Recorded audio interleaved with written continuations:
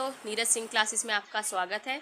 मेरे चैनल को सब्सक्राइब करें एंड बेल आइकन पे क्लिक करें मेरी वीडियो सबसे पहले देखने के लिए।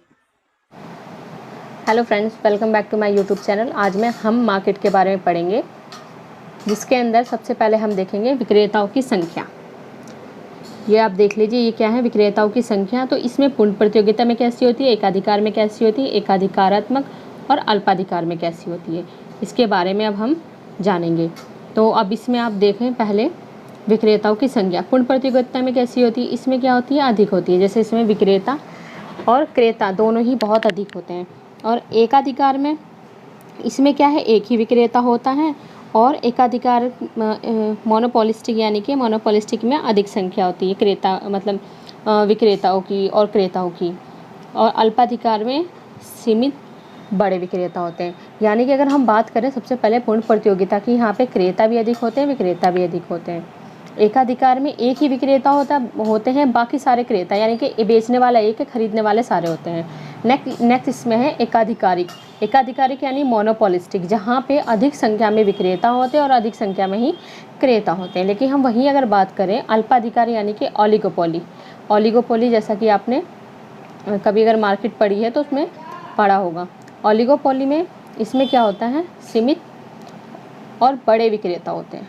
कम हैं लेकिन बड़े विक्रेता होते हैं। जैसे एग्जाम्पल पर हम देखें तो 2 से 10 तक 10 फर्म होती हैं, यानी कि 2 से 10, यानी कि 2 से ज़्यादा फर्म होगी और 10 से कम होती हैं।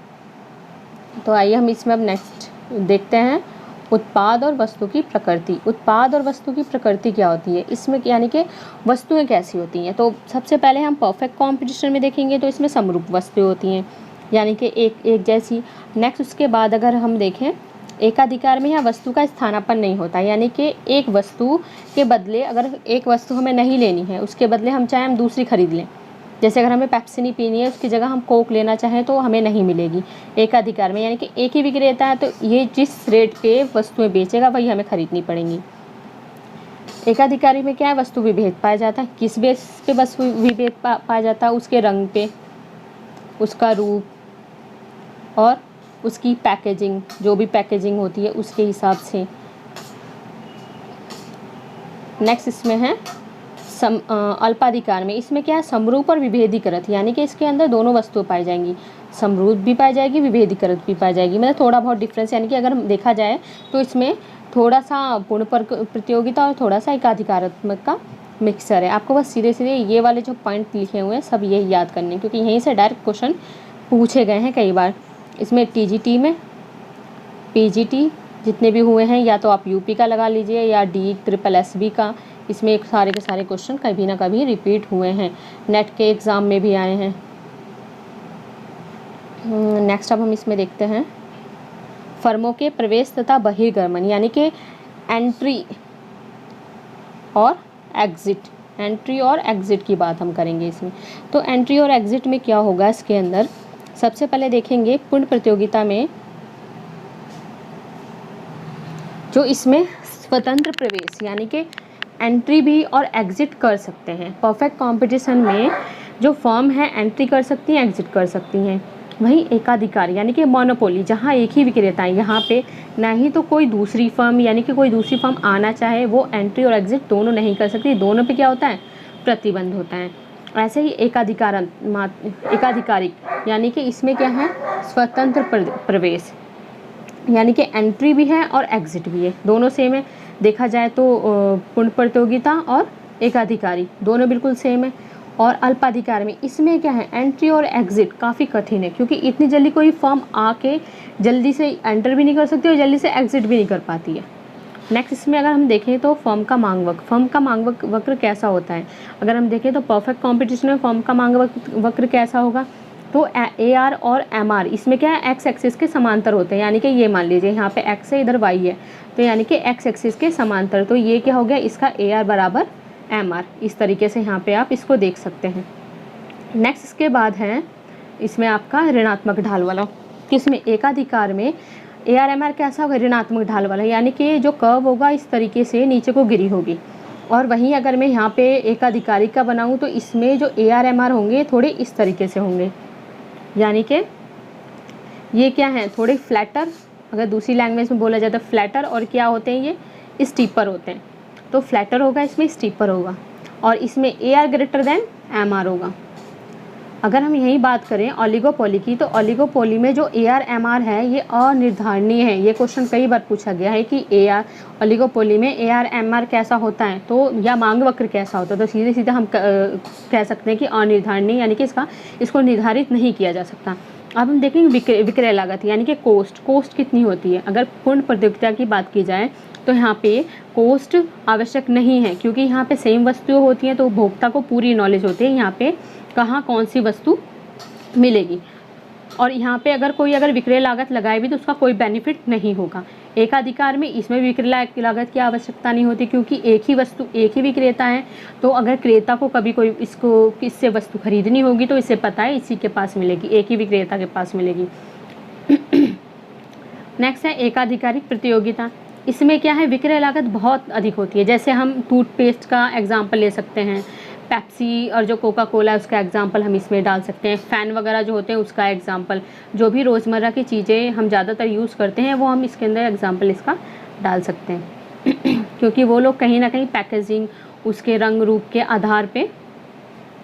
आधार पे ही विक्रय लागत जो होती है ज़्यादातर उसका एडवर्टाइजमेंट करवाना, जैसे टीवी में हो गया, न्यूज़पेपर के थ्रू इसका एडवर्टाइजमेंट करवाते हैं, तो इसमें विक्रय लागत बहुत अधिक आती है।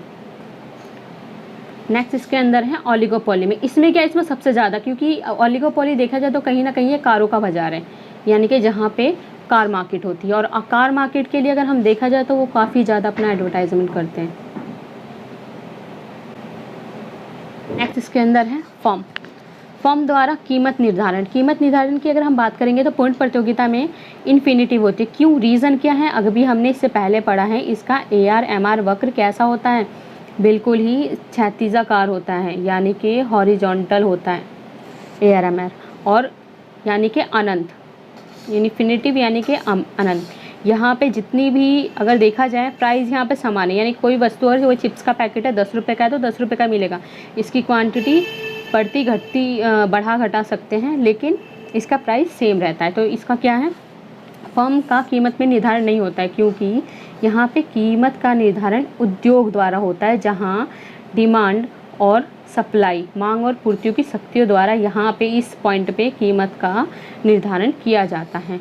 और उद्योग कीमत निर्धारित करता है, फर्म कीमत स्वीकारक होती है। तो ये हमारा कंप्लीट हो गया पूर्ण प्रतियोगिता का। नेक्स्ट है एकाधिकार में क्या होता है, कीमत पर पूर्ण नियंत्रण है, यानी कि जैसे हमने देखा था इसका AR और MR अधिक बेलोचदार है, तो यहाँ पे कितने कीमत पे या तो ये कीमत बढ़ा के प्रॉफिट ले सकता है, या ये सप्लाई कम करके प्रॉफिट ले सकता है, यानी कि इन दोनों में से कोई एक चीज़ करेगा। एकाधिकार यानी कि मोनोपोली में क्या होता है, या तो ये प्राइस बढ़ा दे तब इसको प्रॉफिट मिलेगा, या ये सप्लाई कम कर दे तब इसको प्रॉफिट मिलेगा। नेक्स्ट इसमें है एकाधिकारी यानी कि मोनोपोलिस्टिक में क्या है, कीमत पर नियंत्रण होता है, यानी कि पूरा इनका कीमत पे नियंत्रण कीमत पे सीमित नियंत्रण, पूरा नहीं सीमित होता है, यानी कि थोड़ा बहुत।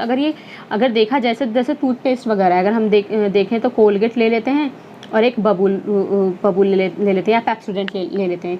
अगर एक के कीमत में ज़्यादा परिवर्तन आ गया तो हम तो ईजिली दूसरे ब्रांड का या कोई दूसरे ब्रांड की चीज़ें या वस्तु हम खरीद सकते हैं, जैसे हम पेप्सी की जगह कोक पी सकते हैं, इस तरीके से। इसलिए इनका कीमत पे ये ज़्यादा नियंत्रण नहीं होता, ये ज़्यादा से ज़्यादा थोड़ा प्राइस बढ़ा सकते हैं, थोड़ा प्राइस घटा सकते हैं। और नेक्स्ट है ओलिगोपोली में क्या होता है, कीमत कठोरता होती है, यानी कि कीमत को इतनी ज़्यादा जल्दी चेंज नहीं कर सकती, क्योंकि इसमें कोई भी फर्म इतनी ज़्यादा अपनी कीमत में चेंजेस नहीं करती है।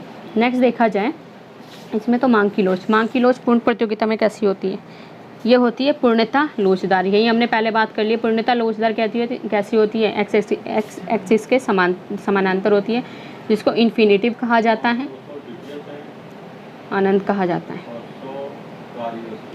नेक्स्ट इसके बाद है एकाधिकार में ED लेस देन 1 होगा और एकाधिकार में ED ग्रेटर देन 1 होगा। ओलिगोपोली में निर्धारित नहीं किया जा सकता। तो ये चीज़ें हमने जो यहाँ पे पढ़ी हैं, कीमत नियंत्रण कहीं ना कहीं वो इससे रिलेट करता है। नेक्स्ट ये मांग वक्र कहीं ना कहीं ये इससे रिलेट करता है। तो ये सारे के सारे पॉइंट हमने इसके अंदर पढ़े। तो इसमें सबसे ज़्यादा इंपॉर्टेंट जो चीज़ें हैं मोनोपॉलिस्टिक है, यानी कि यहाँ पे वस्तु विभेद पाया जाता है। डायरेक्ट क्वेश्चन यहाँ से पूछा गया है, कई बार पीजीटी और टीजीटी में कई बार रिपीटेड है ये। नेक्स्ट इसके बाद क्या है, वस्तु का स्थानापन्न कहाँ पे नहीं पाया जाता है, तो एकाधिकार में नहीं पाया जाता है। समरूप वस्तुएं कहाँ पाई जाती हैं, तो वो एक ही मार्केट है, पूर्ण प्रतियोगिता में यहाँ पे समरूप वस्तुएं पाई जाती हैं। और कीमत पे पूर्ण नियंत्रण किसका होता है, यानी कि जो पूरी उपभोक्ता यानी कि क्रेता की पूरी आय को ले सकता है वस्तु द्वारा, तो किसका होता है, एकाधिकार का होता है, क्योंकि इसका कीमत पे पूरा नियंत्रण होता है। फ्रेंड्स, अगर आपको ये वीडियो अच्छी लगी हो तो इसे शेयर करें, सब्सक्राइब करें और इससे रिलेटेड क्वेश्चन नेक्स्ट वीडियो में कराऊंगी, तो इसके लिए रेडी रहें। Thanks for watching.